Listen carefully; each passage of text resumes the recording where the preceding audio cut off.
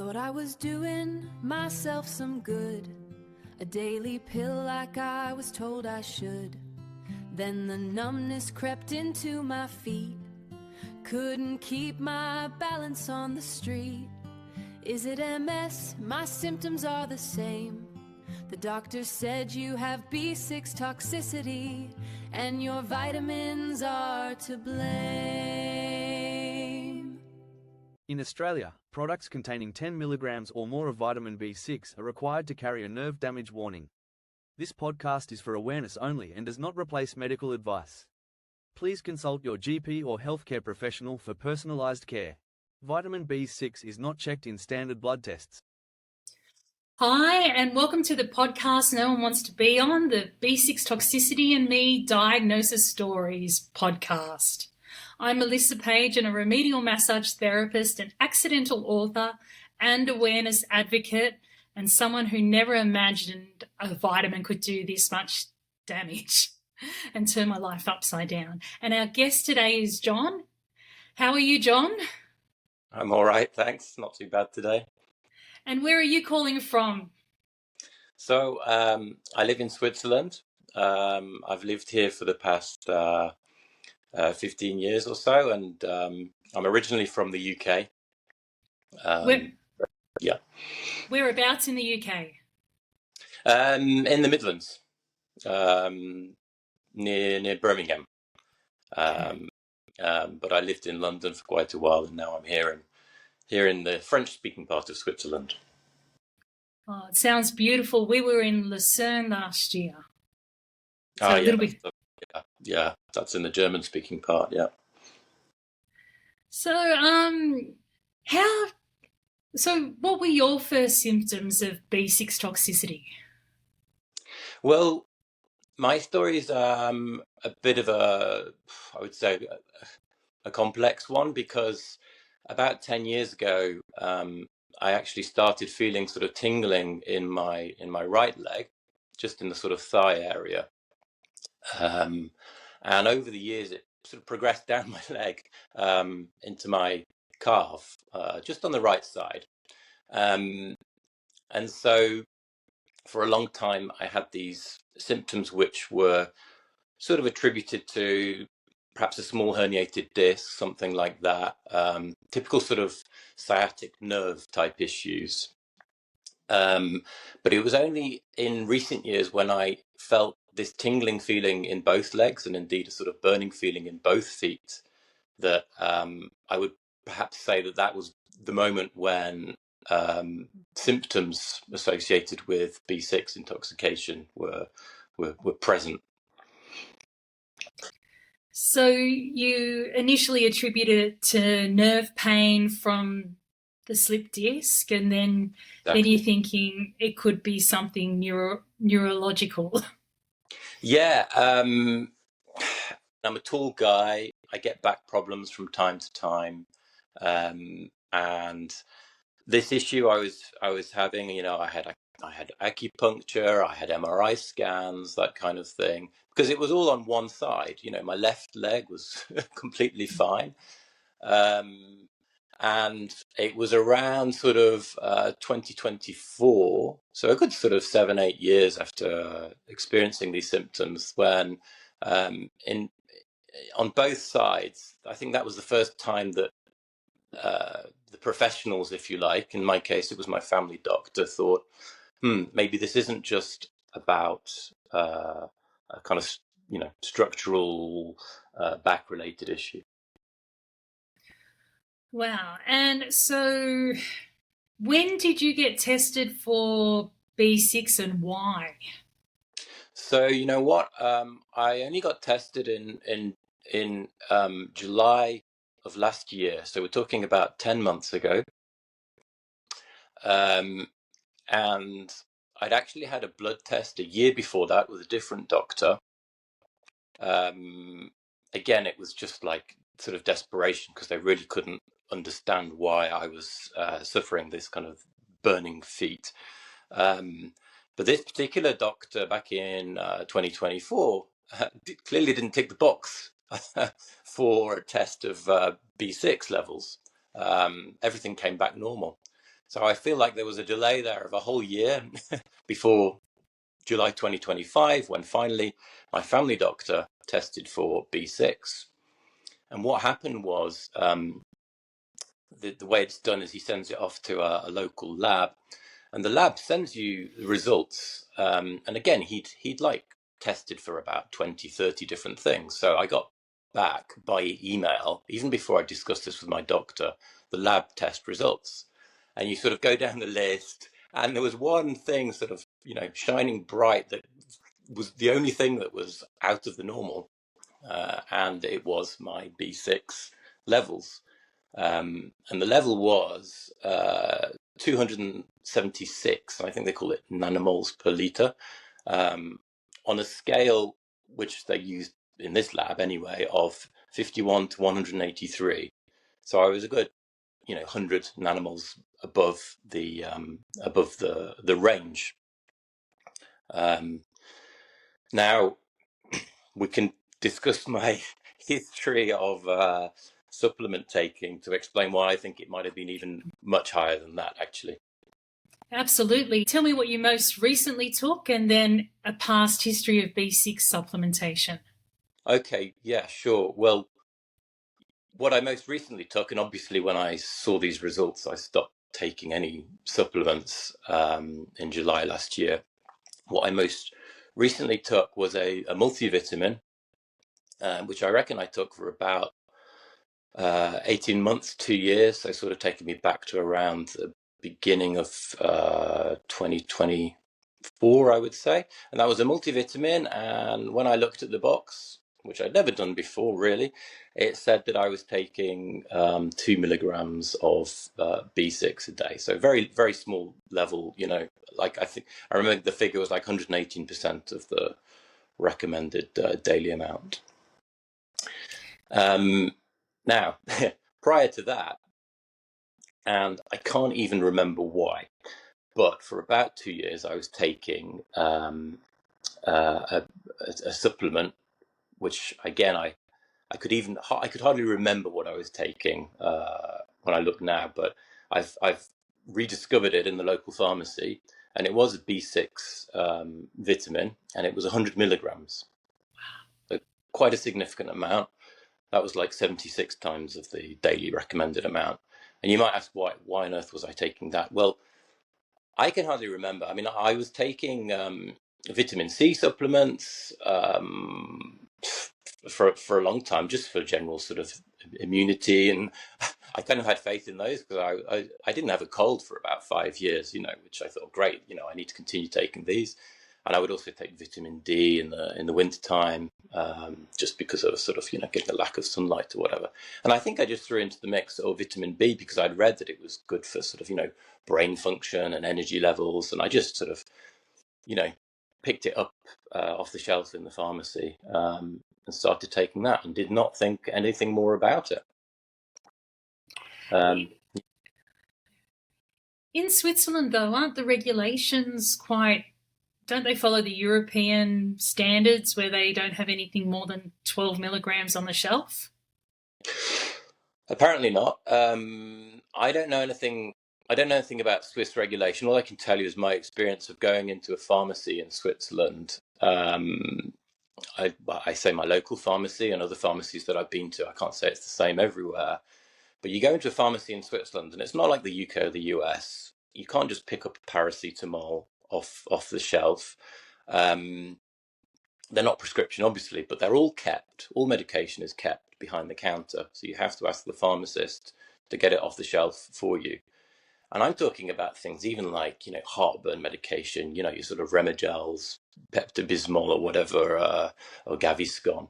They grab them off the shelf behind them. You can't just put them into your basket. But vitamins, they're on the shelves next to the toothbrushes and the moisturizers, and you can just sweep those into your basket as you wish. And I'm sure you can do that in other countries as well. But all I can say is that in Switzerland, it seems to be the case that you cannot, as you can in other countries, take medication off the shelves, like in the UK where you can buy painkillers, in a corner shop, for example. So you were taking that. Why did you stop taking that? I think it was just the convenience of having a multivitamin. It was quite expensive, these vitamin B tablets, they were quite expensive, and so it just was more practical just to take the multivitamin, and so I quite happily did that for 18 months or so. And so you went through a lot of doctors to find out what was causing your nerve pain in your right side, was it? Yeah.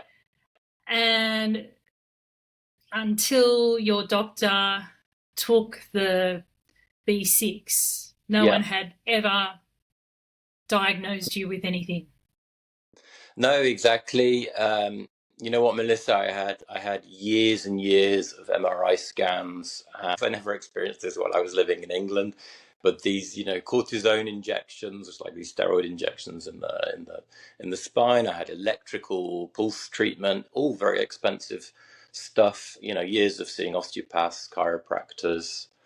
And I would have back issues from time to time, but the one thing that was kind of constantly there, and it really would depend on what I was doing, whether I was sitting, standing, lying, doing exercise, even what kind of cushions I was sitting on. I had this tingling feeling, which was very, very distracting, going down one leg, to a point where my foot became numb around late 2023, early 2024, extremely sort of distressing. And to be fair to the doctors, the fact it was all on one side led them down the path of thinking that it was like a sciatic kind of herniated disc issue, which I think normally sort of presents itself on one side of the body rather than the other. So it did hide the fact that, in those more recent years when I did start taking B6, it did hide the fact that I might explain the symptoms more recently experienced on both sides of the body. I can't believe my luck that I had a set of symptoms, for one thing, which are almost identical to, a sciatic problem. But, there you go. Yeah. B6 toxicity mimics a lot of different things, and lumbar radiculopathy and also cervical radiculopathy, which is compression of the cervical area and also the lumbar area. It can mimic that too. And a lot of people can have both.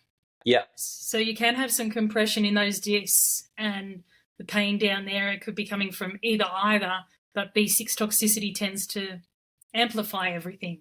Oh, yeah, exactly. Yeah, exactly. And I think, to be honest, I probably, because I have this, let's say, a more sensitive right side, I think for a long time, the B6 symptoms, were being shown only in the right side because I had that pre-existing, problem. But I think probably for a long time now, the symptoms of B6 have actually been present in both sides, but just more evident on the right-hand side, but, there you go. So now that you've stopped taking all supplements, how are you feeling? Well, so I stopped, obviously, end of July 2025. It's been 10 months. For the first 6 to 7 months, I would say, you know what, I got gradually better. I thought, finally, after all these years, I've identified the problem. I stopped taking everything, and towards the end, I had been prescribed this drug amitriptyline and pregabalin. One gives me a very good night's sleep. I think that's the amitriptyline, and the pregabalin as well, which had actually helped. I remember the day I first took it, I felt like it was a miracle drug, and I took it, and then sort of like 20 minutes later, my numbness to my foot was sort of disappearing. But over time, I felt that it really lost its effect. So I was still taking these when I finally stopped with the B6 tablets. I had this ridiculous situation where for about a year I was in the morning taking 2 tablets. One was my B6 vitamin tablet, and the other was the drug designed to reduce the symptoms. So I was taking one that was causing it, and one that was meant to relieve it, which is just absurd. But over those early months after I stopped taking B6, I was also able to reduce, of course, the medication, and I got to a point about 6 weeks ago, where I'd stopped with the medication altogether, and I was like, this is fantastic. And then I had a cold in late March, and I'd already had a cold back in December and nothing had happened, but I had a cold in late March, and after that had finished, almost immediately after that had finished, and I was sort of recovering from it, these feelings again of like burning in my feet, tingling, I call it like an ice pick feeling in both feet. They came back like, with force, and it was, I thought, great, here we go again. And I'm just hoping that this is what I've seen in the literature described as sort of rebound, and this is the body recovering. And, I've had great assurance and support from the Facebook group, because without that, I would have been back to my doctor and saying, what next? Yeah. Did you ever have a repeat blood test to check that your levels were within limits? Yes, I had two. I had one about 6 weeks later, because my family doctor, and he's the best family doctor I've had in my life, to be honest. So I really adore him. He said to me that he knew, for example, that the B6 level in my blood would go down quite quickly. So he had some experience of this. He knew, and indeed it did. And I had a second test about 6 weeks later, and it had gone down, I think, to 170. And then I had another one at the beginning of December, and it had gone down to 120. And I've not had one since, and I'm wondering, maybe I should. But it clearly went out of the blood. But again, from everything I've read, thanks to the Facebook group and other stuff in the community, I can see that it's a slow process. Yeah. So, like, we're not dumb people. So it's not as if we go out to intentionally poison ourselves with a supplement. We really feel like we're doing something good for ourselves by taking supplements. Exactly. Yeah. And how do you feel now, knowing that what we did was essentially poisoning ourselves? Well, I feel I'm annoyed with myself, sort of blindly taking vitamins like that. I mean, for goodness sake, I was taking this B6 vitamin. It even said B6 on the label. I mean, I think I did occasionally take a B complex, but often it was just a case of popping into the pharmacy and, like I say, just sweeping something into the shopping basket as you were walking past. And of course, I hadn't. I assumed that stuff on the shelves like that would of course be safe. I mean, they're just vitamins. Vitamins are good for people. That's what we're told, and that was my experience with vitamin C in particular. I sort of like convinced myself that was saving me from getting a cold every 4-6 months or whatever. So I feel quite annoyed with myself, but having been part of this Facebook group now, I can see that it's not all that unusual. And a lot of people make that mistake.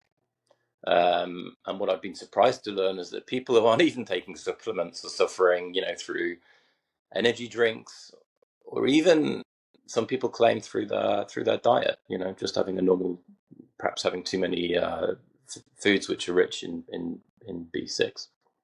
So I'm glad to know I'm not alone, but I'm still annoyed with myself for having taken those. Yeah, and for me, it feels like I wasted a lot of my life. Like my levels were too high for the machine to read. Yeah. So. Yeah.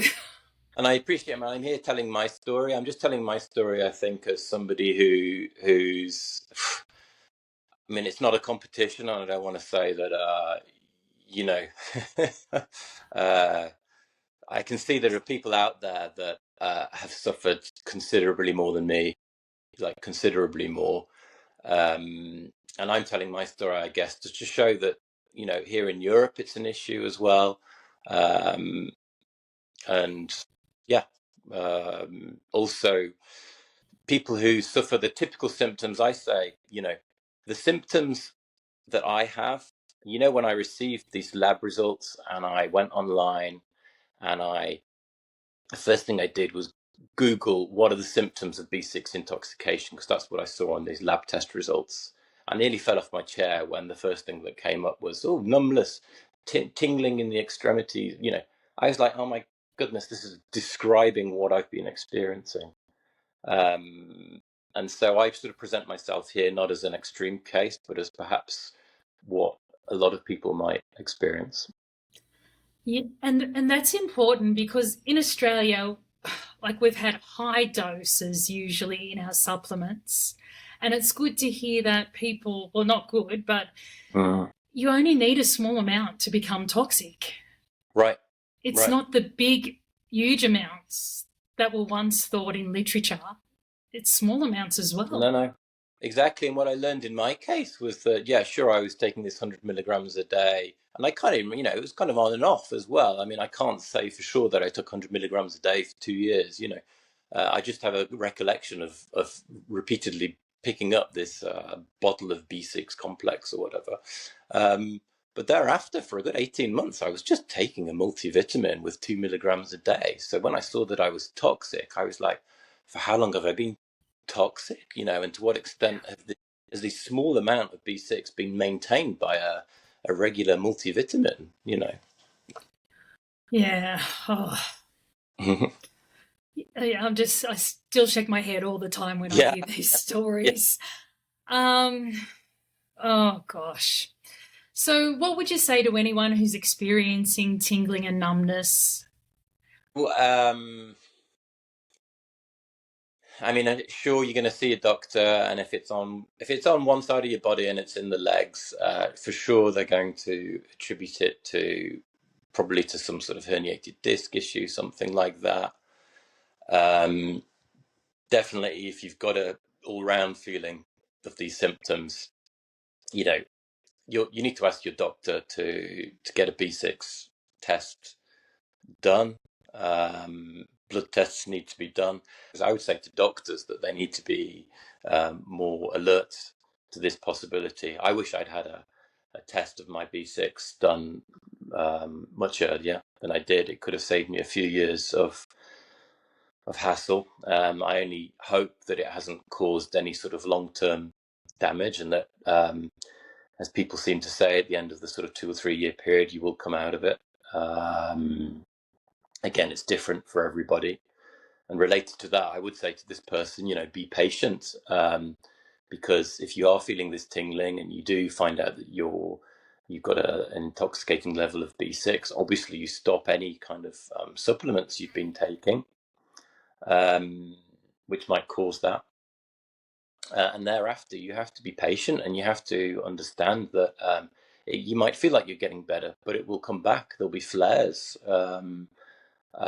That's the reassurance I've had from this group, just to know that, one, I'm not alone, and two, that it's perfectly normal as part of the healing process. And I just hope that this is indeed explaining what I have.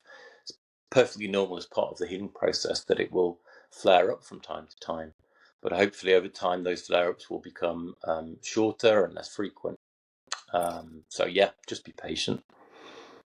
From what it's really important to get your blood test within 24 to 48 hours of stopping supplements, because blood levels go down, as in your case, in 6 weeks, you're back in the normal range. Yeah. So that's an important thing to mention to everyone.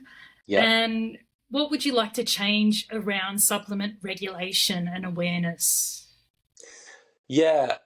I mean, I'm only speaking personally and not in any kind of, professional capacity. I'm not even talking just about Switzerland, but I think globally, and I think Australia is already one country which is an example of a country which is twigging on and, making changes. There needs to be more scientific research into this, and there needs to be better medical research into this.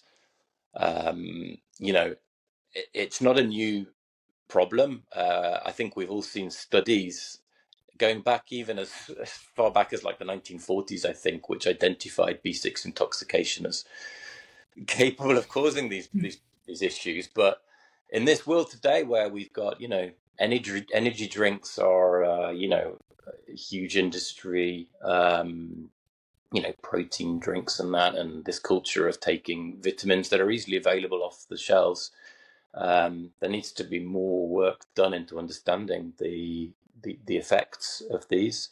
I think regulators all around the world, and certainly at the international level, need to be understanding more about the impact this can have. And it's all very well these kind of scientific studies testing a small group of people as part of sort of clinical research and giving them B6 for a short period of time, but just go to the Facebook group and see the stories of people, and sure, a lot of them have underlying problems, and not all of them are explained by B6 toxicity, but it's no coincidence that you've got hundreds, I don't know how many people are in the group, thousands maybe, who are, it's no coincidence that they have very similar stories, and they can all trace a lot of it back to a blood test which showed that they had too high levels of B6 in their systems. So yeah, I think it all starts with better education, better awareness, doctors being better informed. I find even neurologists are not sufficiently informed. But when somebody presents with these kind of symptoms, blood tests needs to be done, and that box saying test for B6 needs to be ticked, So there's a lot of work globally, I think, that needs to be done, yeah. Absolutely. On the TGA website, it does say to healthcare professionals, if someone has neuropathy symptoms, look at their B6 intake. And I'm sure the doctors did not get that memo. Yeah. Absolutely. I don't understand why. Even when they're sat there with the form in front of them and they're ticking the boxes for the different things to be tested, there's clearly a lack of awareness around what intoxicating levels of B6 can do. Because as I understand it, the symptoms are very similar to a deficiency of B6. So just get it tested, It's just a simple thing to do. Yeah, because deficiency and toxicity are very similar. And you could easily think you're deficient and pick up a B6 tablet and take it and make everything worse. Yeah, exactly. I think it's a potential crisis, if not one already. Wow, yeah. Well, thanks for joining me today and joining all of us who are listening in. No, well, thank you for the opportunity. Yeah, I think we're just on the start of it. I was chatting to my GP today and telling her about this podcast, and she was really excited about it because she diagnosed my B6 toxicity. Right. Yeah. But it shouldn't have to, and it shouldn't have to be like that. In my case too, it was my family doctor that came up with a sort of golden bullet, so to speak. And that was after years of seeing specialists, including neurologists and neurosurgeons, none of whom suggested a test of my B6 levels. So. Wow. Oh. Yeah, you just shake your head. Yeah. But I just hope with things like this, and I thank you, Melissa, for just improving awareness of this, as well as Carrie-Anne in the last podcast. I think honestly, you've saved me a lot of money in medical fees, because without you guys, I would have been back to my doctor and seeing specialists again. And just having that reassurance from the group, from the community, is so important. Yeah, it's a wonderful support group, and I'm looking at it, looking from a massage therapist point of view, because I get to see people come in with neuropathy related stuff. And I look at people's supplements now. Yeah. Yeah. It's, I see it in a totally different light. Right. Exactly. And it's often hidden in there. Yeah. Oh, well, thank you again. And maybe in another year, if this podcast is still going, you could come back on and explain your recovery and how things have changed. Yeah, happily. Yeah. But it was lovely meeting you, and thank you once again. Thank you very much. Yep. And thank you everyone for being here. If this has helped you today, please like, share and follow, subscribe, and share this with your mates, because this is important stuff. Even if it doesn't affect you, it might affect someone you know. And you don't have to be taking mega doses. Like in John's case, it was 2 milligrams that kept his levels toxic. Yeah. Well, thank you again. Thank you. Bye. Bye-bye. Yes. As this episode ends, here are a few important reminders. Vitamin B6 is essential, but both vitamin B6 deficiency and vitamin B6 toxicity can share similar symptoms. Blood testing, supplement history, and clinical assessment can help tell the difference. B6 toxicity affects the nervous system, so symptoms can vary widely from person to person. These may include tingling, numbness, balance problems, muscle weakness, electric shock sensations, twitching, blurred vision, bladder urgency, racing heart, gut issues, skin changes, sleep disturbance and mood changes. This is not an exhaustive list. In Australia, the TGA requires products containing 10 mg and above of vitamin B6 to carry a warning about peripheral neuropathy. The TGA has also advised healthcare professionals to review vitamin B6 intake, including supplements and fortified products, when investigating unexplained peripheral neuropathy symptoms. Health Direct Australia also recognises that peripheral neuropathy can be caused by excess vitamin B6. This podcast shares personal experiences and consumer awareness information only. It is not medical advice. If you are concerned about symptoms, supplements, medications, or your health, please speak with your doctor or qualified healthcare professional. If these conversations or my story have resonated with you, my book, B6 Toxicity and Me, is available worldwide on Amazon. Thank you for joining us today.